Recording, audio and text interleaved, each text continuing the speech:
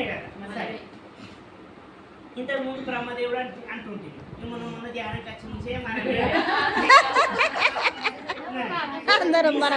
తీరిస్తే మన రాత మనం రాసుకున్నాడని చెప్పుడు ముఖ్యం కాదు.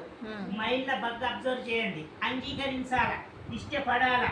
అంగీకరించినప్పుడు దాని ఫలితం మనకు వేరుంటుంది. అనుడు ముఖ్యం కాదు. చెప్పంగా చీమలు ఉంటాయి, దోమలు ఉంటాయి, పక్కకుంటే పశువులు ఉంటాయి. అవి నన్ను ఆచరిస్తాయా?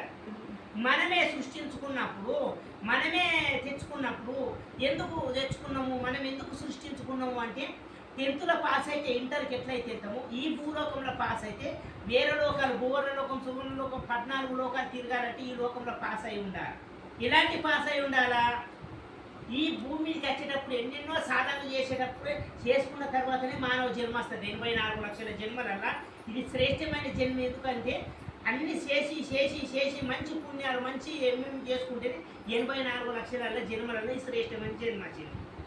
ఈ జన్మ వచ్చినాక మనం చేసుకున్న పుణ్యం మీద మన జీవితం ఆధారపడుతుంది. కాబట్టి ఇక్కడికి వచ్చినాక ఓహో ఇది నేనే సృష్టించుకున్నా, ఈ సత్యం ఒకటి తెలిసిందనుకో, నువ్వు బాధపడతావా? ఇది నేనే సృష్టించుకున్నా, నేనే రాసుకున్నా. ఎందుకు? 10th పాస్ అయితే ఇంటర్కి ఎట్లయితే వెళ్తామో, ఈ భూలోకంలో పాస్ అయితే వేరే లోకాలకు వెళ్ళాలంటే వీళ్ళతోటి ప్రేమతో ఉండాలి. మనకు తిట్టేవారు మనకు ముగ్గురు, ఈ భూమి మీద ముగ్గురిని ప్రేమిస్తే చాలు భగవంతుని